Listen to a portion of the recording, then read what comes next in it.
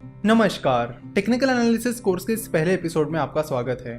Fundamental analysis course, stock market course for beginners, the ultimate guide to mutual funds, इन 3 courses के बाद हम technical analysis का ये कोर्स ला रहे हैं। जब भी हमें स्टॉक मार्केट में किसी कंपनी में इन्वेस्ट करना होता है या किसी कंपनी का शेयर खरीदना होता है तो हमें सबसे पहले यही चीजें बताई जाती है कि पहले आपको एनालिसिस करना होगा। फिर हमारे दिमाग में अगला सवाल ये आता है कि एनालिसिस कैसे किया जाता है, कौन कौन से टाइप्स के एनालिसिस होते हैं और किन सिचुएशंस के लिए कौन सा एनालिसिस हमें करना चाहिए। तो आपको बता दूं कि बेसिकली 2 तरह के एनालिसिस होते हैं, टेक्निकल एनालिसिस और फंडामेंटल एनालिसिस। तो पहले टेक्निकल एनालिसिस की बात करते हैं। टेक्निकल एनालिसिस में कंपनी के शेयर प्राइस और कंपनी के वॉल्यूम का एनालिसिस किया जाता है और उनका एनालिसिस करके उस कंपनी के फ्यूचर प्राइस को प्रेडिक्ट किया जाता है। वही फंडामेंटल एनालिसिस का तरीका अलग होता है। जिन लोगों ने फंडामेंटल एनालिसिस का कोर्स किया है उन्हें फंडामेंटल एनालिसिस की डिटेल जानकारी मिल गई होगी। फिर भी जिन लोगों को फंडामेंटल एनालिसिस पता नहीं है उनके लिए हम फंडामेंटल एनालिसिस के कुछ बेसिक चीजें रिपीट करते हैं। तो फंडामेंटल एनालिसिस में कंपनी के मैनेजमेंट का एनालिसिस किया जाता है कि कंपनी का मैनेजमेंट कैसा है, उनके एथिक्स कैसे हैं, कंपनी कॉर्पोरेट गवर्नेंस को फॉलो करती है या नहीं करती है। देन कंपनी के फाइनेंशियल स्टेटमेंट्स को देखा जाता है और उनका एनालिसिस किया जाता है, जैसे कि balance sheet, profit and loss statement, cash flow statement, इनका एनालिसिस किया जाता है। उसके बाद कंपनी के प्रोडक्ट्स और सर्विसेज का एनालिसिस किया जाता है कि कंपनी के प्रोडक्ट्स क्या क्या है, कंपनी की सर्विसेज कौन कौन सी हैं, उनकी फ्यूचर में क्या डिमांड हो सकती है, फिलहाल वो प्रोडक्ट्स एंड सर्विसेज कैसे परफॉर्म कर रहे हैं, कौन सी नई चीजें कंपनी आगे चलकर लाने वाली है। इन सारी चीजों का एनालिसिस किया जाता है। साथ ही कंपनी का वैल्यूएशन निकाला जाता है और उसके बेसिस पर डिसाइड किया जाता है कि इस कंपनी के शेयर्स को किस प्राइस पर खरीदना सही रहेगा। चलो तो टेक्निकल एनालिसिस और फंडामेंटल एनालिसिस के इस डिफरेंस को एक एग्जांपल की मदद से समझते हैं।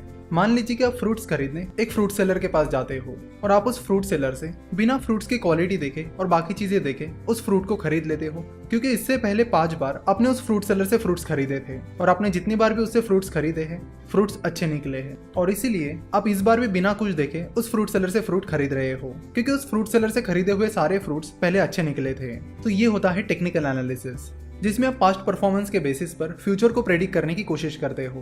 यानी कि पिछले 5 बार फ्रूट्स अच्छे निकले हैं तो आपने ये प्रेडिक्ट कर लिया कि इस बार भी फ्रूट्स अच्छे ही निकलेंगे, इसलिए आपने उस फ्रूट सेलर से फ्रूट्स खरीद लिए हैं। वही अगर आप उस फ्रूट सेलर के पास जाते हो और आप फ्रूट्स की क्वालिटी चेक करते हो कि फ्रूट कैसे है, साथ ही आप उन्हें हाथ लगाकर चेक भी करते हो कि क्वालिटी भी सही है या नहीं।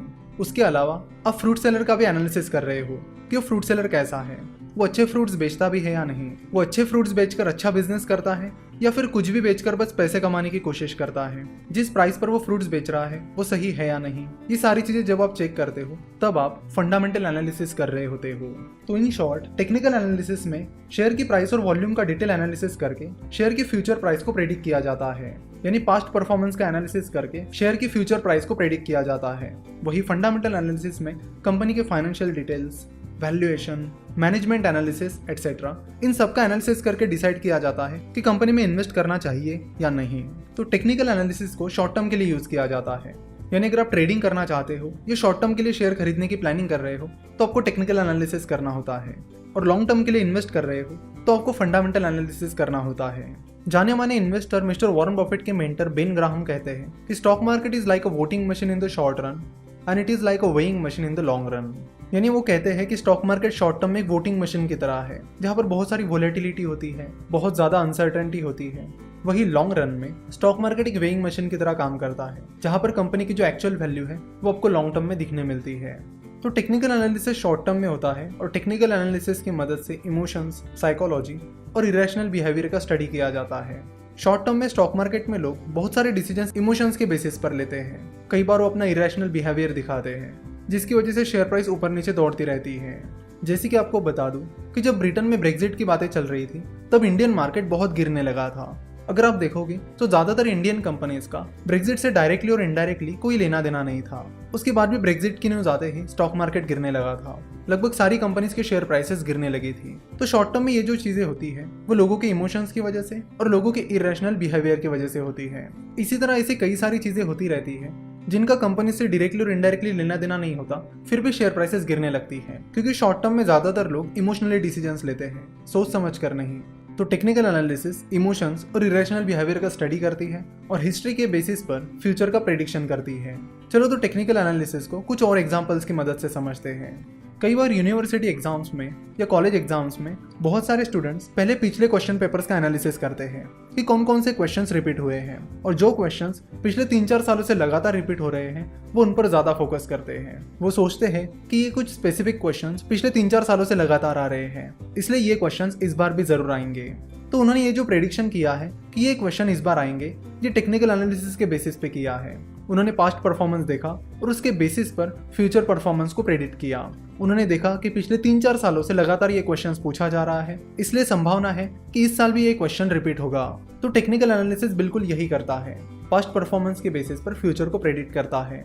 अब जरूरी नहीं है कि वो क्वेश्चन एग्जाम में आएगा ही आएगा, वो क्वेश्चन एग्जाम में आ भी सकता है और नहीं भी आ सकता है। तो इसी तरह टेक्निकल एनालिसिस की भी कोई गारंटी नहीं होती कि वो काम करेगा ही करेगा, वो बस एक प्रेडिक्शन देता है जो सही भी हो सकता है और गलत भी। चलो टेक्निकल एनालिसिस का और एक एग्जांपल लेते हैं। हम सभी का एक दोस्त ऐसा होता ही है जो बोलता है कि मैं 10 मिनट में आ रहा हूँ और फिर आधे घंटे बाद आ जाता है।